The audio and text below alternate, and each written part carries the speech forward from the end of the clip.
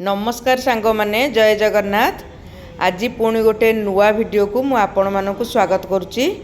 आज आमे चलिलु बराल बालुकेश्वर मंदिर।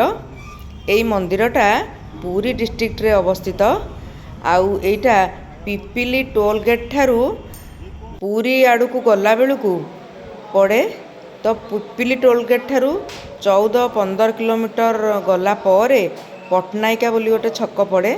से छकरू बाँ हाथी 2-3 किलोमीटर खंडे गले ये मंदिरटी पड़े।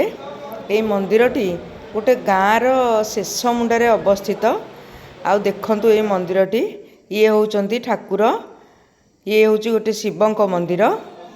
तो ये मंदिर रे बहुत भीड़ लगी रोची। एठी ये मंदिर रे बहुत लोक विभिन्न प्रकार मानसिक करिकिरी एठाकू आसी थांती। आउ कहार पिला छुआ होनी, कहार देह खराब अच्छी, कहार व्यवसाय रे क्षति होची, तो आउ कहार कौन विभिन्न प्रकार समस्या लगी रही तार समाधान पाई ए ठाकुरंक पाखरे से माने गुआ आउ नड़िया बसई थांती। आउ ए ठाकुरंक उपरे विश्वास करिकिरी एठिकी से माने आसंती। से मानकर विश्वास थाए तो ए ठाकुर से मानकर समस्या समाधान करदेबे। तेणु यही विश्वासर सहित से माने एठिकी आसुथांती। मंदिरर चतुर्पार्श्वरे पार्वती मंदिर, कार्तिकेय मंदिर, गणेश मंदिर सबु प्रकार ठाकुर चारिपटे रही। तो यहीटा होची पार्वती मंदिर। ये होचंती पार्वती माँ पार्वती।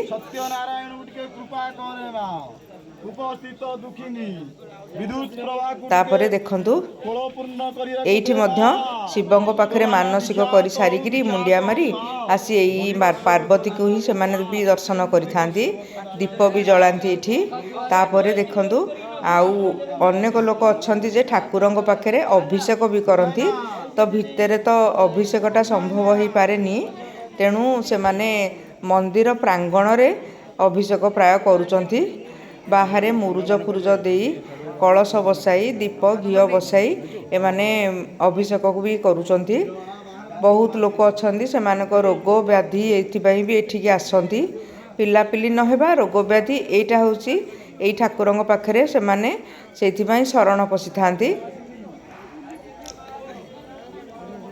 एठी ठाकुरंक उपरे समस्तंकर बहुत विश्वास थाए।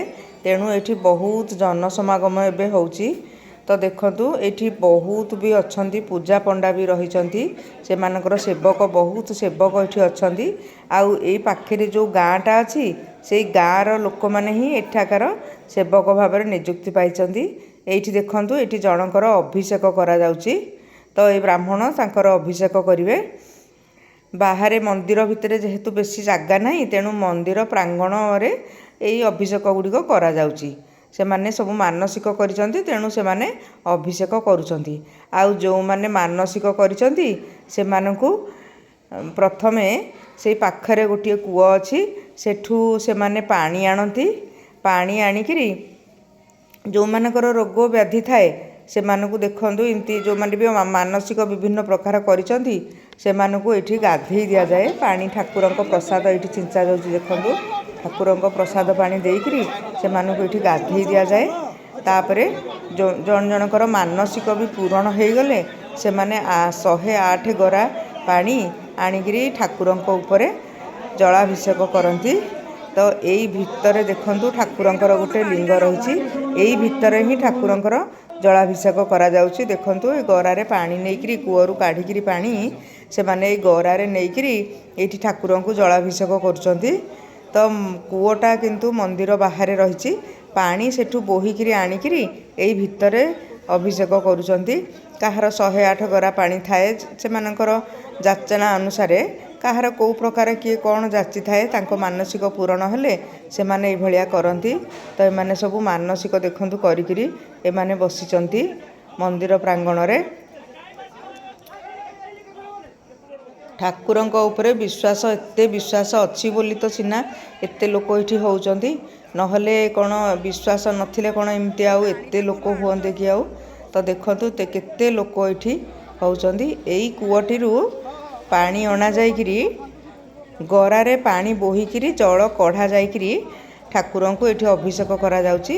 ଆଉ ମନ୍ଦିର ବାହାରେ ଭୋଗ ପାଇଁ ବହୁତ ଦୋକାନ ବଜାର ବି ରହିଛି।